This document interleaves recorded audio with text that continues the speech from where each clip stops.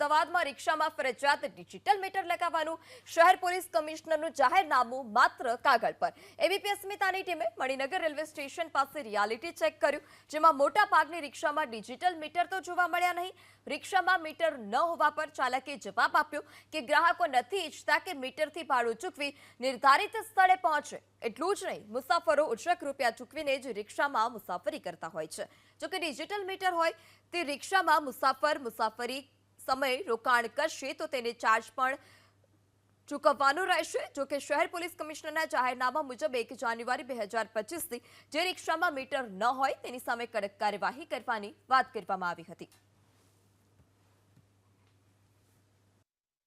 બેફામ રીતે ભાડું વસૂલ કરનાર રિક્ષા ચાલકો પર લગામ લાવવા માટે હવે પોલીસ કમિશનરે 1 જાન્યુઆરીથી ફરજિયાત રીતે ડિજિટલ મીટર લગાવવાની અમલવારી કરવામાં આવી હતી, પરંતુ 1 મહિનાથી પણ વધુ સમય થઈ ગયો તેમ છતાં અમદાવાદના મણિનગર વિસ્તારમાં જ્યાં રેલવે સ્ટેશન આવેલું છે ત્યાં આગળ કેટલીક રિક્ષાઓમાં મીટર નથી જોવા મળી રહ્યું। એટલે કે જે પોલીસ કમિશનરનું જે જાહેરનામું હતું તે માત્ર ને માત્ર કાગળ ઉપર હોય તેવું જ લાગી રહ્યું છે। જો કે તેવી પણ વાત કરવામાં આવી હતી કે જો મીટર નહીં હોય તો રિક્ષા ચાલક ઉપર દંડાત્મક કાર્યવાહી પણ કરવામાં આવશે, દંડ વસૂલવામાં આવશે। ત્યારે આપણી સાથે રિક્ષા ચાલકો છે, તેમની સાથે વાત કરીશું।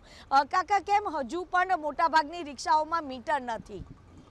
सर बोर्ड तो हो गए हैं, बोर्ड पहले लगा चुके हैं और चूंकि मीटर मिलता भी नहीं है, जगह जगह 2-2 4-4 दिन धक्का खाने के बाद 1 महीना हो गया। हाँ, कुछ लगे हैं सर, हम 40% जो लग चुके हैं और इसके बाद मीटर भी नहीं मिल रहा है।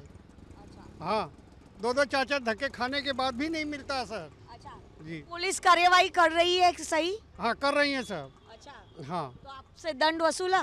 हाँ, कहीं कहीं हो गया है, हमसे तो नहीं वसूला गया है, लेकिन और भाइयों को जो आए हैं उन्होंने दंड भरे हैं।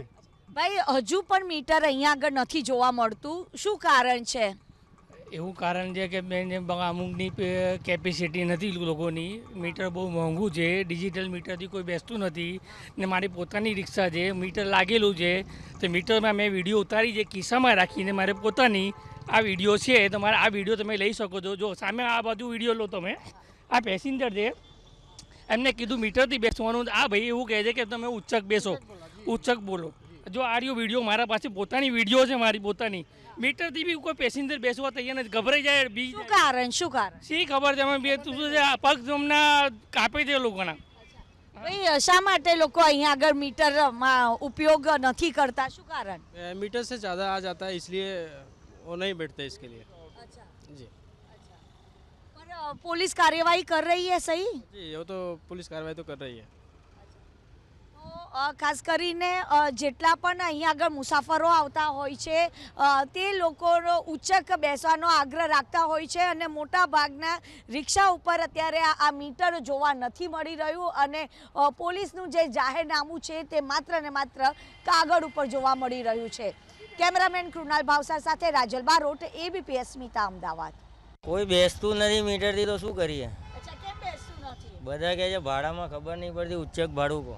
પણ 1 જાન્યુઆરીથી ફરજિયાત છે તો ફરજિયાત છે, અમે તો લગાવ્યું હતું પણ કોઈ બેસતું જ નથી એટલે કાઢીને મૂકી દીધું છે। પોલીસ કાર્યવાહી કરે છે કે નહીં? પોલીસ પેસેન્જર ઉચ્ચક જ ભાડું કહે છે, ના, પણ પોલીસ કાર્યવાહી કરે છે, પણ પોલીસવાળાને બી અમે એ જ કહીએ છીએ।